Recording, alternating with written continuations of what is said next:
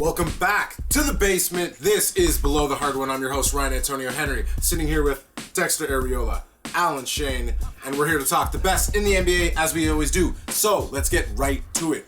Playoffs. Okay, so the Raptors come in and they're looking kind of scary right now. They're losing games to teams that they shouldn't, like the Boston Celtics. They're winning games that they shouldn't to the Houston Rockets. So it's up and down. Do they get out of the first round? And if they don't, do we ship in somebody else? Do we ship out somebody else? Dexter, I'm going to hand this off to you. I think they'll get out of the first round. It depends who they play. We don't know the seedings yet. But if they play Washington, I think that's an amazing matchup for them. Like, we're deep enough to come off the bench. Like, everyone's really good. Everyone off the bench for Washington isn't that good. If you look at it, Otto Porter, they're not that good. If they don't, if they don't, I don't see any change. They're still rebuilding. Like, Dwayne Casey is a great coach. You've seen it last year.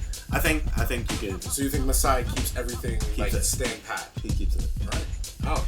Yeah, we see it up with Washington. There is a good chance that we could beat them because Washington is on the decline at the end of the season. I think Milwaukee would be a good matchup as well too. We can handle both those teams. So I think if we don't come out the first round, it's obviously a failure. As players are probably going to be gone. I know there was talks of Terrence Ross being traded before the trade deadline, so that's kind of an idea. Or you're bringing in Russell Wilson, Chandler, or even Dwayne Casey. A lot of people are looking at is Dwayne Casey's spot. Is it for sure anymore? And I don't know. I personally don't think they should move anybody. I think they should just bring in some interior presence and just build with the team that you have here and kind of work with what you have. Nice. I personally think something is going to happen if these guys don't get past the first round. But let's hope that they do. And fire Drake. I say fire Drake. Moving on. There's two alpha teams in the league. Give us Kendrick. Can we both agree that it's Golden State and Cleveland? Yes. Yeah. There's a couple alpha teams. I think you're okay. Well, if there are a couple alpha teams, I'll start with you, Alan. Who are these alpha teams, and who would you like to see take them out? Like, who's the team to take out the Cleveland Cavaliers or the Golden State Warriors in this postseason coming? I think we're shooting up the Spurs. I think the Spurs, they're slapping some teams right now. Would you count them as an alpha team? I would. That's what I'm saying. I'm saying they're one of the alpha teams. I think right now, the late portion of the season, they're winning games they should, and by ridiculous margins. They're looking very convincing. Like, they're looking like the Spurs of 2013, 2014. So I think we can't really count them out, even though I kind of want to. As far as teams I want to see knock out, I want to see the little guys do it. I want to see the Atlanta Hawks. I want to see, I hate the Atlanta Hawks. I do not believe that's a beautiful story. You hate the Atlanta racist owner. But who's your team? I know who can take them out. It's Chicago Bulls. If they become healthy and Derrick Rose comes back at the level he was playing at, I think they could take him out. Wait, so you're saying Pau Gasol looks like if and Bus were Kenny. You're saying Chicago could take out Cleveland in the Eastern Conference Finals? I'm saying this right now. Yeah, Chicago could probably take them out.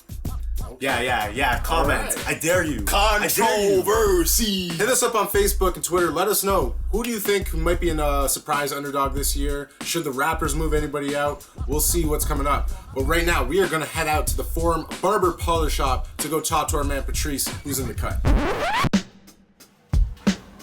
Hey guys, zeroing in on the 2015 NBA MVP of the season. We got two guys. We got James Harden, we got Steph Curry. James Harden averaging 28 points a game for top scorer in the NBA. Fantastic job, subtract Dwight Howard, shouldering a lot of load. Great job. My personal favorite, Steph Curry. Best player on the best team in the NBA. Golden State's only lost 12 games, getting everybody involved.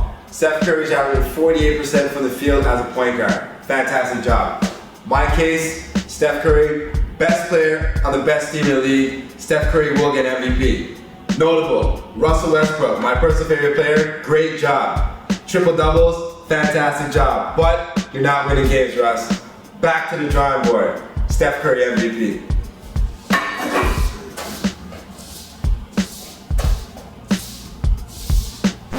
Shoutouts to Patrice for that insight. It's 24-second shot clock time, 24 seconds of league, FaceTime, whatever you want. I'm going to hand this off to my man Dexter to speak his truth. We're going to talk about Sim Bueller. He got a 10-day contract. He's the first player with Indian descent to be signed, and he's also from Canada, which shows the diversity in the NBA. And I think it's going to reach new levels coming up.